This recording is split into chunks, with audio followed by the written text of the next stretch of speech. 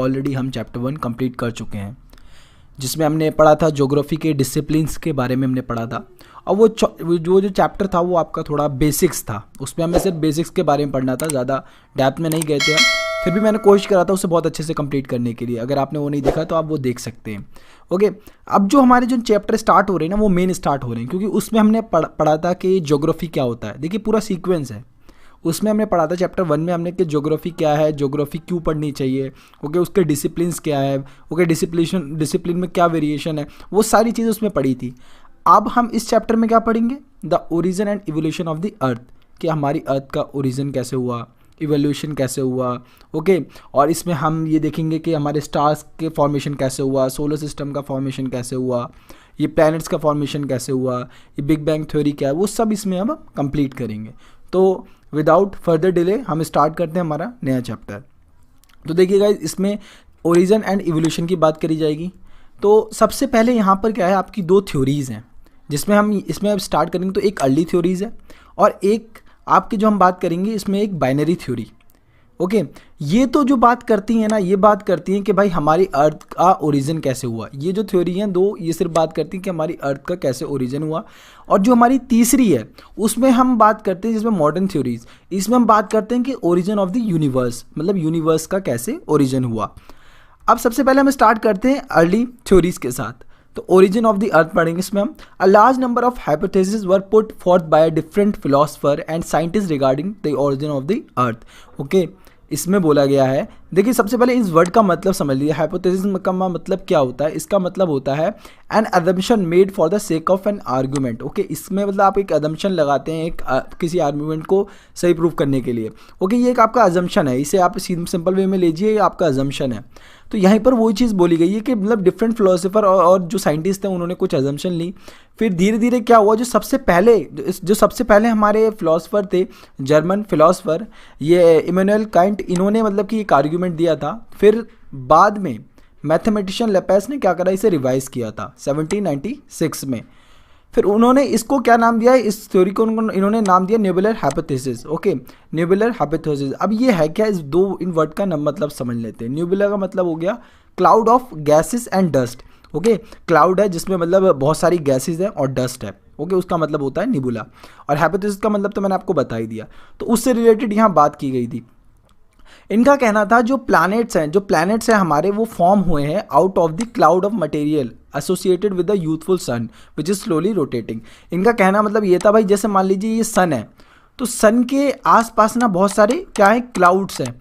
इनका कहना था कि सन के आसपास बहुत सारे क्लाउड्स हैं, इनका कहना था ये।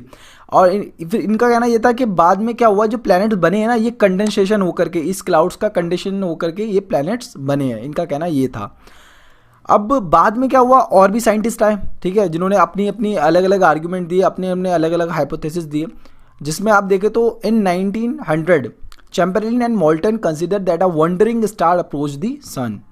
इनका कहना था कि जो हमारा सन है अभी, सन को किसी और वंडरिंग स्टार ने क्या करा, जैसे मान लीजिए ये एक आपका वंडरिंग स्टार है, मतलब वंडरिंग मतलब आप देखें तो इधर उधर घूमने वाला स्टार कह सकते हैं। वो एक स्टार आया जो सन के पास आया और सन से उसने क्या करा, उसका सन से जो है ना कोलिजन हुआ, उसकी वजह से क्या हुआ, सन में से ना एक थोड़ा सा पार्ट जो है अलग निकल के आया। किस शेप का, cigar shaped extension of material was separated from solar surface. Okay, तो यहाँ से क्या हुआ, एक शिगार शेप्ड मटेरियल जो है वो निकला, ऐसे शिगार शेप होती है ना, वो ऐसा मटेरियल निकला सन के बाहर से। फिर बाद में क्या हुआ, ये जो था, ये आपका जो स्टार था वो तो मूव अवे कर गया, पर ये जो मटेरियल था इसने क्या करा, स्टार्ट कर दिया रोटेटिंग, इसने सन के रोटेशन करना स्टार्ट कर दिया।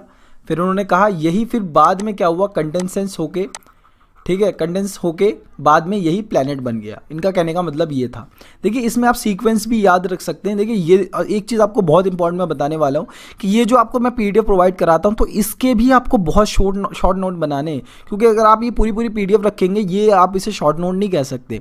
आप बस ये पीडीएफ इससे आप पढ़ सकते हैं, समझ सकते हैं, फिर इससे आप और भी शॉर्ट नोट बनाइए, ठीक है। अब जैसे यहाँ पर हम पढ़ रहे हैं, तो जैसे हमने ये मैथमेटिकल लेबल्स के बारे में पढ़ा, ये आपका फिलोसफर के बारे में पढ़ा हमने, ये जो नेबुलर हाइपोथेसिस के बारे में पढ़ा। तो इनका ना सिर्फ आप वर्ड वर्ड लिख के अपना जितना जिससे आपको समझ में आ जाए ऐसे बनाइए नोट्स, बहुत शॉर्ट नोट बनाइए। अगर आपको इसके ऊपर वीडियो चाहिए कि हाँ सर हम कहते शॉर्ट नोट बनाए बहुत ही कम मतलब कि कंसाइज वर्ड्स में कैसे हम अपना मतलब पूरे चैप्टर कंप्लीट करें, तो वो आप बता दीजिएगा, कमेंट कर दीजिएगा, मैं उसके ऊपर भी वीडियो बना दूंगा एक, ओके, जिसमें हम बात करेंगे कि नोट्स मेकिंग के ऊपर ही बात करेंगे।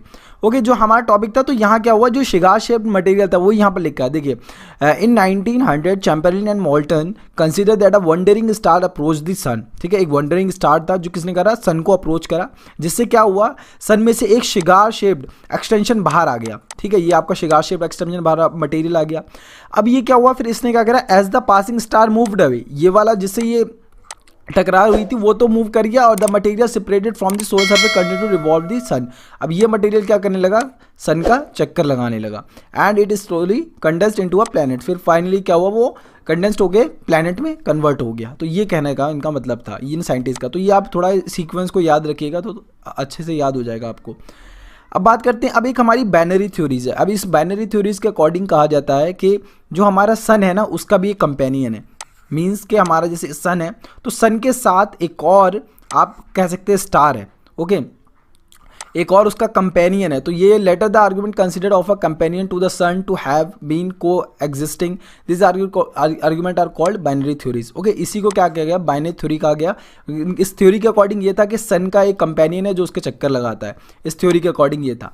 लेकिन 1900 में चैम्बरलिन और मोल्टन ने जो आपको थ्योरीज दी थी, तो उन्हें और अदर जो हमारे साइंटिस्ट थे, जैसे आपका हो गया सर जेम्स जीन्स करके थे एक, तो उन्होंने भी सपोर्ट करा था, और एक आपके थे हारोल्ड जेफरी करके थे। ओके, तो एक आपके जेफरी थे। तो ये आपको बुक के अंदर मिल जाएगा। तो यहाँ पर बस ये एक थोड़ा सा पॉइंट रह गया था लिखने के लिए, वो मैंने यहाँ पर बता दिया आपको।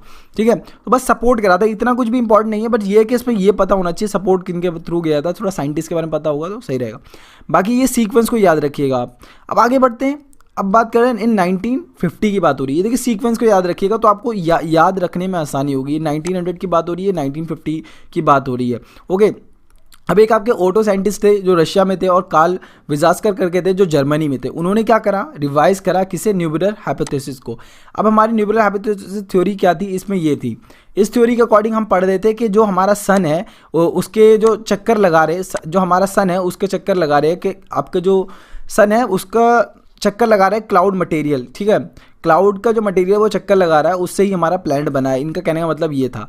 पर अब ये जो थ्योरी है वो रिवाइज करी गई किनके द्वारा, वो भी देख लेते हैं। ये करी गई ऑटो स्किमिट के द्वारा, रशिया में जो थे, और कार्ल विजास्कर जो जर्मनी के थे, इन्होंने इसको रिवाइज करा इन 1950 में। इनका कहना था कि sun was surrounded by the solar nebula containing mostly the hydrogen helium along with what may be termed as dust. Okay, इनके कहने का मतलब ये था कि जो सन है उसके आसपास जो है ये नेबुलर क्लाउड्स तो हैं, बट इन क्लाउड्स का जो फॉर्मेशन हुआ है ना, ये ज़्यादातर कंटेन करते हैं हाइड्रोजन को एंड हीलियम। इनके कहने का ये मतलब था कि ये इसे ज़्यादा कंटेन करते हैं, और इसी को उन्होंने एज अ डस्ट टर्म कर दिया था। ठीक है, इसे डस्ट के तौर पर लिया जाता है। अब क्या हुआ, अब इनमें क्या हुआ, जैसे मान लीजिए इनमें फ्रिक्शन पैदा होने लगा, कोलिजन होने लगा। ठीक है, कोहिजन होने लगा। कोहिजन मतलब होता है जब सेम दो ऑब्जेक्ट होते हैं उनमें फोर्सेस लगता है आपस में। ओके, और कोलिजन मतलब आपस में जब दो मटेरियल जो है वो टकराते हैं। ओके, तो उससे क्या हुआ, ये डिस्क शेप्ड, ऐसे डिस्क शेप्ड क्लाउड बन गया। डिस्क शेप्ड बन गया, डिस्क देखी होगी ना हमने सीडी टाइप का, वैसे यहाँ पर आपका ये क्लाउड बन गया, जो यहाँ पर लिखा formation of disc shaped cloud and the planets were form through the process of accretion. अब इसमें क्या हुआ, अब ये फ्रिक्शन पैदा हुआ, कोलिजन हुआ, जिसकी वजह से क्या हुआ, इसमें फिर ये ऐसा डिस्क टाइप में आपके यहाँ पर शेप बन गई, और फिर बाद में यही कंडेंस होकर के प्लैनेट बन गए। इनके कहने का मतलब यही था, यही कंडेंस होकर के प्लैनेट बन गए। ओके, तो इनके कहने का मतलब ये था। इसे इग्नोर में मिटा देता हूँ, फिर आपको समझाता हूँ और अच्छे से। आई होप आपको समझ में आ रहा होगा। ओके, अगर आपको कोई भी डाउट हो तो आप नीचे पूछ सकते हैं कमेंट में। अब ये थी हमारी दो थ्योरी, जिसमें हमने पढ़ा अर्ली थ्योरीज के बारे में और बाइनरी थ्योरीज के बारे में। देखिए मैं ज़्यादा जल्दी नहीं कर रहा, क्योंकि जल्दी करें चीज़ें समझ में ना आए तो बेकार है, क्योंकि ये चैप्टर्स ऐसे ना किसी ने आपको इतने अच्छे से नहीं समझाया होगा, और इसमें थोड़ा सा ये होता है कि समझ में आ जाए तो बहुत बढ़िया, अगर नहीं आता ना तो एक वो रहता है कि यार नहीं आया समझ में, इसकी थ्योरीज टाइप थोड़ा हो जाता है ये। तो इसलिए ना इसे हमें थोड़ा समझना पड़ेगा आराम से, तो समझ में आएगा। अब बात करते हैं मॉडर्न थ्योरीज़ की। मॉडर्न थ्योरीज़ के अकॉर्डिंग जैसे कि हमारा इसमें हम बात करेंगे सिर्फ ओरिजिन ऑफ द यूनिवर्स। अभी तक हम अर्ली थ्योरीज़ के हिसाब से पढ़ रहे थे, तो जिस पे हम पढ़ रहे थे सिर्फ ओरिजिन ऑफ द अर्थ की बात हुई थी।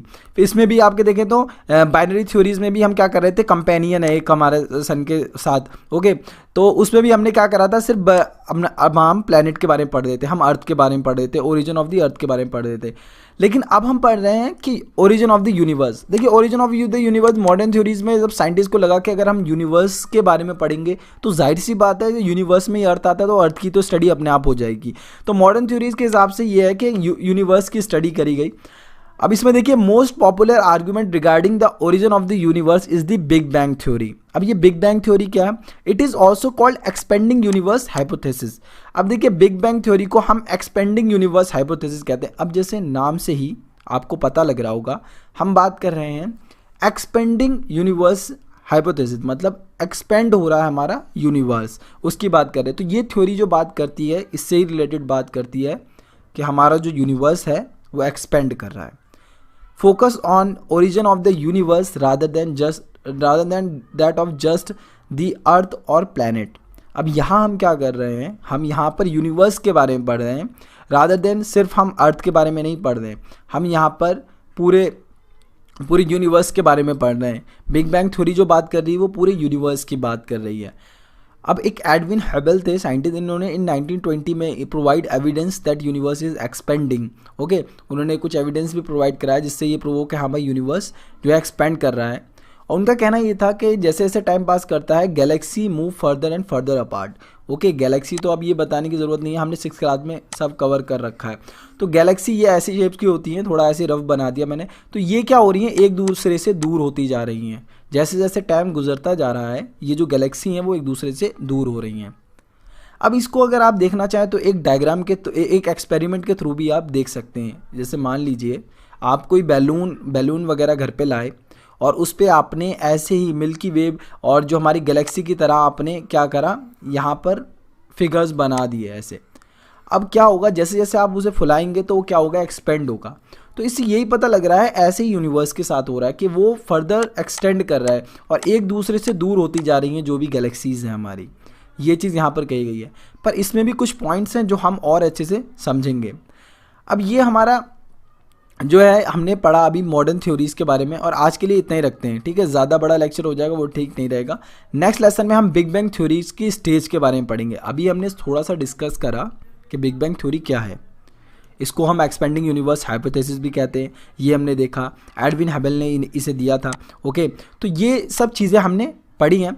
अब बाकी इसे हम और डेप्थ में पढ़ेंगे। अब देख लेते हैं एक बार फटाफट हमने क्या पढ़ा। ये सीक्वेंस आपको पता होना चाहिए।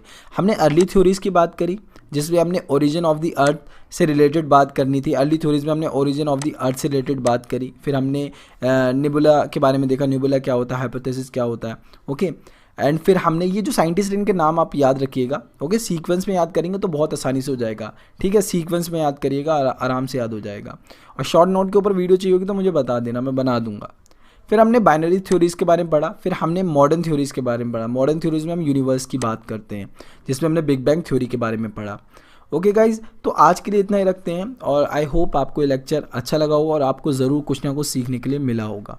अगर आपने कुछ ज़रूर सीखा हो तो प्लीज़ इस चैनल को लाइक करें और हमारी वीडियो को शेयर करें, और अगर आप चैनल पर नए हैं तो प्लीज़ सब्सक्राइब करना ना भूलें। और अगर आपको नोट्स मेकिंग के ऊपर वीडियो चाहिए कि नोट्स कैसे बनाएं, जैसे PDF जो मैं प्रोवाइड कराता हूं उसके नोट्स कैसे बनाएं, तो आप कमेंट कर सकते हैं, मैं उसके ऊपर भी वीडियो बना दूंगा।